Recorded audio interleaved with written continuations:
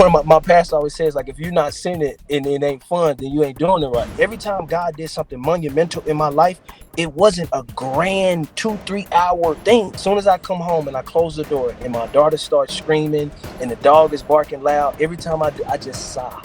I'm like, I'm home. You had mentioned something along the lines of when you were first coming, or I'm sorry, when you were first kind of debating if you're going to come to the faith or not, right? That you were going to submit yourself to God.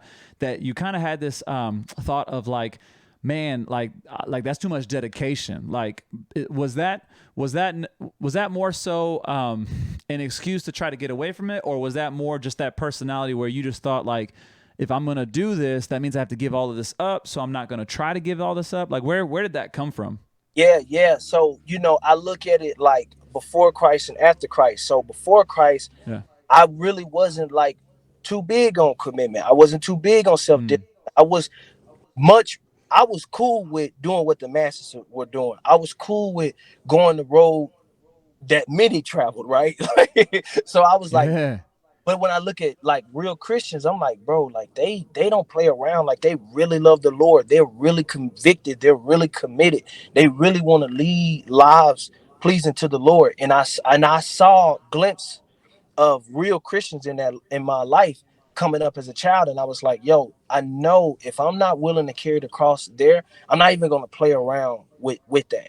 I would just much Wow. ride the fence. As just to be honest, it would it and one of my pastor always says, like, if you're not sinning and it ain't fun, then you ain't doing it right. So back then it was much better. It's so much better to just ride the fence. To be honest, it was Yeah. easier to just ride the fence. So I was like, yo, if I'm not gonna bring God my best, I would rather not come. Man, bro, you said a lot there. When it comes to okay, so let me backtrack. So like one of the first things you said that caught me off guard, and I said this caught me off guard because sometimes you hear a lot more stories about, I saw some hypocrites in the church or whatever the case may be. You actually said that you saw more Christians being really about what it was. Not to say that you didn't see anything else, but that caught me that caught me off guard. That your perspective was you saw a lot more Christians really being about it. Can you tell me either certain people or certain instances where you Yeah. saw them being super legit? Because that's encouraging. Because we normally hear the negative about other Christians and everything else. So I'd like somebody else, especially on the replay on YouTube, whatever, to be encouraged by that. Yeah. Well, so we have no choice but to get deep, and then we have no choice but to be culturally relevant. So Yeah. one, I saw people be beyond generous without explanation. And because I'm coming from Pine Bluff, Mm. Arkansas, if you don't know the history of that state or that city, do some history. That is a very stark uh environment, meaning there's Mm. really, really, really bad people, and then there's people with light. So it's easy to identify Mm. who's with who. So it was easy to Wow. see people who were generous, like, whoa, like that's not a trait around here. People who were mindful of others, that's not a trait around here. People who stood up for the people who were overlooked. That wasn't a trait. That was just, a normal trait in my hometown. So it was easy for me to see, God's people.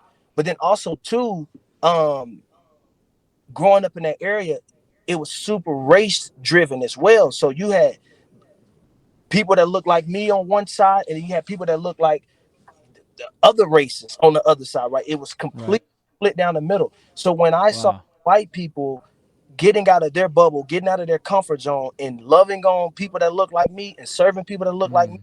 with no cameras, no hashtags, no social media, that immediately sent alarms off of my head. Say, why are y'all doing this? Because the Wow. the economy of our city is like, y'all stay over there, we stay over here. But you see, real people who love Jesus says, no, I'm not gonna get across and be comfortable. I'm going into the trenches and I'm gonna love on the unloved. So it was easy for me to see Jesus because it was like, man, this is not normal. Bro, wow. That is freak. Yo, Not the bum. that's so good. Yeah, bro. I mean, you saying like I'm telling you, bro. Like you're saying, I want to be mindful of time, but bro, you are saying so much. That is so much power right there. So we get preached at slash get talked to about how we got to be a light and this that and the other. But like to hear your story and you saying like, yo.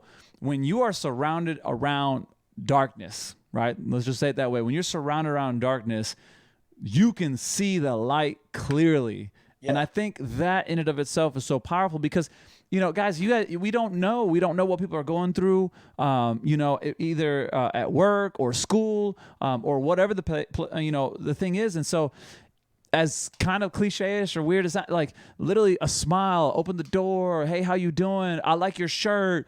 Seeing that somebody is like slightly put off and just be felt, led to go over and just kind of encourage them or whatever. Like your story, bro, is the stuff that gets preached and talked about and you see in cards or whatever the case may be, but like you are a living testament to what that is like and the power of that. When people did that, when people, kind of went out of their way, and I'm asking this question because, again, a lot of times people like to over romanticize, right, or dramatize how their story should be or whatever. Was it like this gigantic, huge gesture where they like gave you a car and was just like, God just told me to, or was it even in the little things, bro? Bro. So to be honest, even having this conversation, it brings me back to my kind of like mission statement for my life. So, we own a record label, right? And I've Mm-hmm. made this mission statement, the company's mission statement. And the mission statement is to create moments that impact forever.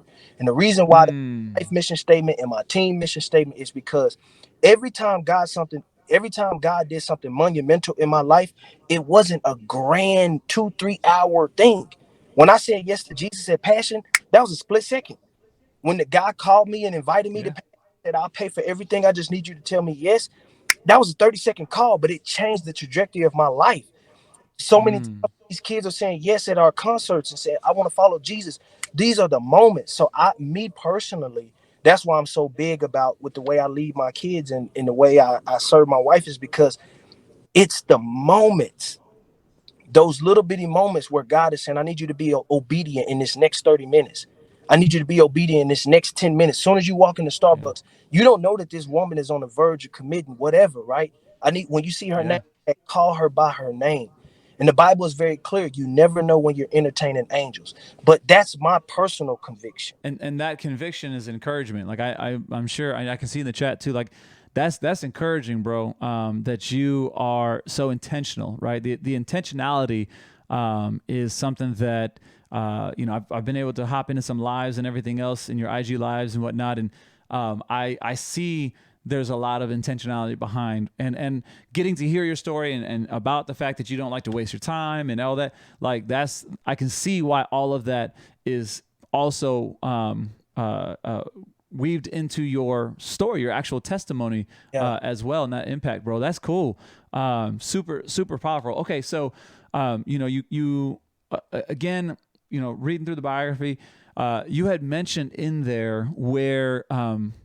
To a degree, you hadn't really felt any kind of belonging, but then now being on the side of going from against God, because guys, when you were born, you were against God, right? Yeah. We were born into sin, right? Our sinful nature, we're always going against God.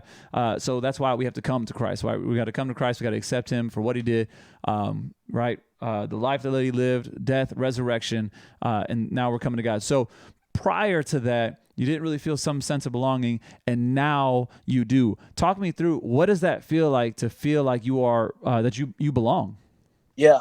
Man, bro, I wouldn't trade it for anything, especially during this time, man. You got so many pockets where people can try to find their identity and find worth and find value Yeah. and like and I'm not finna lie on this live. I'm an artist. I'm on stages. I'm in front of 2-3 thousand people. I know what those moments look like to where like, man, I can find my peace on this stage. But I go home and I tell my wife this every time I come home. She's always like, babe, what? I don't get it.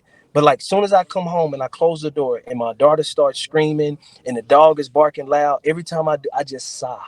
I'm like, I'm home because this is Yeah. real.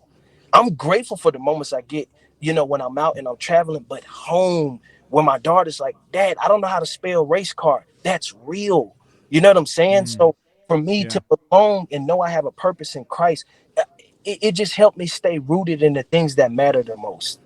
It's easy for us to get on online and debate what this Bible verse mean and that Bible verse mean, and Yeah. what this or that or this or that. But like knowing that, one, even on my worst days, and I have a ton of them, God still loves me as I am, dirty, filthy rags, and all, Amen. still love. So I don't have to perform. So I got freedom there. And the more I work out my relationship with Christ, the more reserves I have to love other people. I'm good with that. That's a good. That's a life worth living. I'm okay with that. Nah, amen, bro. I love that that conversation that, or I'm sorry, that input that you're talking about, where you're coming back home from, I mean, again, it's as a DJ, I get a chance to do a lot of different things.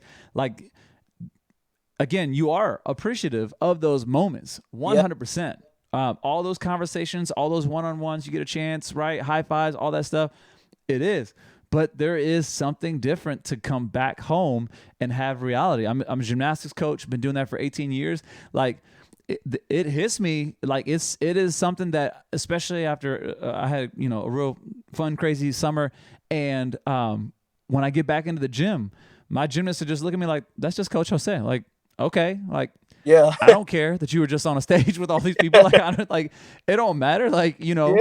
and I think that's really dope. I think, so if I recall, I remember KB has talked about, where his wife had him change a diaper before he went on stage, before, front of thousands and thousands of people. And it humbled him, right? It reminded him. And so I think that, those moments where you are reminded of your humanity is so important. Mm. What do you do outside of, just coming home? How about when you're on the road, right? When you're actually on the road, when you're actually doing stuff, like, because to come back home and be reminded, like, yo, your dad, like, chill out. You're like, you got to hold her. I'm going to go dip, right? Yeah. Besides those, what do you do while you're actually actively out? How do you keep yourself grounded in that way?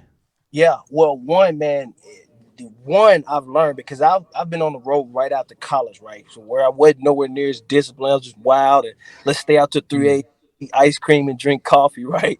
But now I yeah. know, like, as I've gotten older, like having key people around me, people that's like, yo, we got to be up at 4 a.m. to go do X tomorrow. Like, all right, bet, we back at it, Mm, So one, because yeah. the thing on the road is I love routine. I love Monday, we doing this at this time. I love that. But on the road, man, a set might end at 11, and then we got to do this at 8 a.m., and then we got to do that. But then the next day, we don't do nothing until 1 p.m. So having people on the road that keep you Yeah. rooted and like keep, so that helps. And then, my wife, like anytime I'm going through something or like, man, babe, I feel the enemy attack, like her, whatever she might reach out and say, it's just a quick reminder. So the biggest thing is, one, I mean, I'm in my word while I'm on the road, but just having key Amen. community around me or people that can remind me that, hey, YB, you are not called to carry the world. Hey, if you liked any of this content and you found some value in it, make sure that you like, subscribe, and of course, share it.